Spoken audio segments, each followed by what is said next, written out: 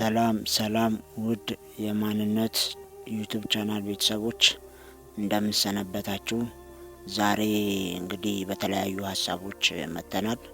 ስለ 40 ቀን ሞት እና ተስካር ሀሳቦች ልናነሳ ወደናል።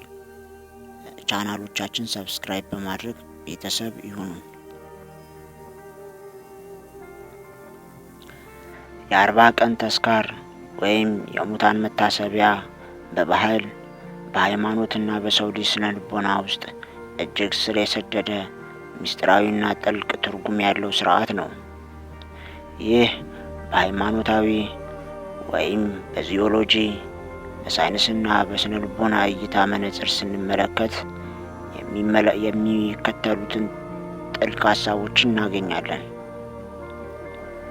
በተለያዩ ጥንታዊያን ባህሎችና ሃይማኖት በተለይ በኦርቶዶክስ ተዋሕዶ ክርስትና 40 ቁጥር ተራ ቁጥር አይደለም። የሽግግር የፈተናና የማጠቃለያ ምሳሌ ነው። በአፈ ታሪካዊና መንፈሳዊ ትምህርቶች መሰረት ነፍስ ከስጋ ከተለየች በኋላ ወዲያውኑ ወደ ዘላለማዊ ስፍራዋ አትሄድም። ላለፉት 40 ቀናት የኖረችበትን ዓለም የሰራችውን ስራ እንዲሁም መንፈሳዊያን ዓለም ገነትንና ሲኦልን እየተዘዋወረች ትቃኛለች። በ40ኛውም ቀን ግን ይህ የሽግግር ወቅት ያበቃና ጊዜያዊ ማረፊያዋን ይለያል። የሰው ልጅ በማህፀን ውስጥ ተቀርጾ ሙሉ የአካል ቅርጽ የሚይዘው በ40ኛው ቀን ነው። ስለዚህ በ40ኛው ቀን ተስካር ማድረግ የህይወት መቋጫ ከጅምሩ ጋር የማገናኘት ምስጢር አለው።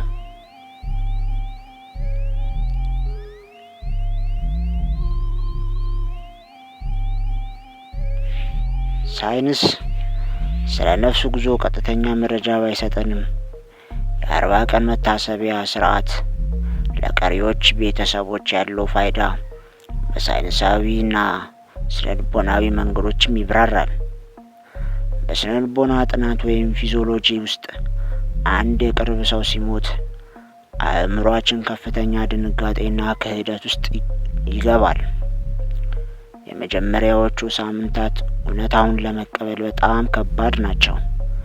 ጥናቶች እንደሚያሳዩት አእምሯችን አዲሱን ያለ ሰውየው መኖር እውነታን መለማመድ ማስተናገድ የሚጀምረው ከ4 እስከ 6 ሳምንታት በግምት ሲጠጋጋ ወይም 40 ቀናት ባለው ጊዜ ውስጥ ነው። 40ኛው ቀን የሀዘኑን መክበር ተቀብሎ ወደ ቀጣዩ የህይወት ምዕራፍ ለመሻገር ቁልፍ የጊዜ ማዕቀፍ ነው። በአንትሮፖሎጂ ጥናቶች መሰረት አንድ አካል ከተቀበረ በኋላ ባለው የሙቀት መጠንና አካባቢ ሁኔታ ላይ ተመስርቶ በአማካኝ በ40 ቀናት ውስጥ ስጋዊ አካሉ ሙሉ በሙሉ ወደ መሬትነት የመቀየርና የመበስበስ ሂደቱ ያበቃል። ጥንታዊያን ማህበረሰቦች ይህንን የተፈጥሮ ዑደት በጥልቀት በመረዳት የስጋን መሬት መሆኑን ተከትለው የመጨረሻ ስንብት ያደርጋሉ። በስነ ልቦና አንጻር የሰው ልጅ ማህበራዊ ፍጡር ነው። አንድ ሰው ሲሞት ቤተሰብ ብቻውን ቢተው ኖሮ ለከፍተኛ አእምሯዊ ቀውስ ወይም ዲፕሬሽን ይጋለጥ ነበር። የ40 ቀን ተስካር ማህበረሰቡን እንደገና ተሰብስቦ ለሟች ቤተሰቦቹ ብቻችሁን አይደላችሁም፣ ህይወት ይቀጥላል የሚል ጠንካራ የማህበራዊ ዋስትና መልእክት የሚሰጥበት ሳይንሳዊ ጠቀሜታ ያለው መድኃኒት ነው።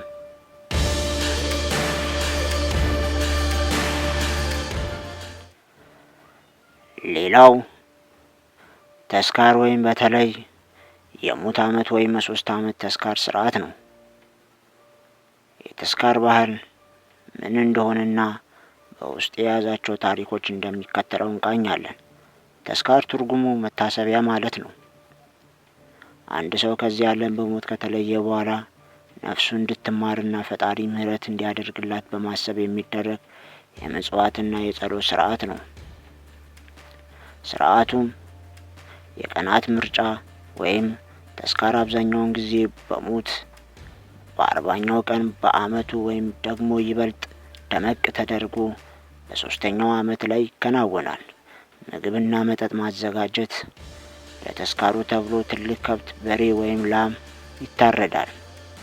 የማህበረሰቡ ተሳትፎ፣ ጎረቤትና ዘመድ አዝማድ በዝግጅቱ ላይ ሙሉ ተሳትፎ ያደርጋል። የሞተውን ማሰብ በሕይወት ያለውን ማክበር ነው ተስካር። ለዛሬ እዚህ ጋር ይብቃን። ቻናላችን ሰብስክራይብ በማድረግ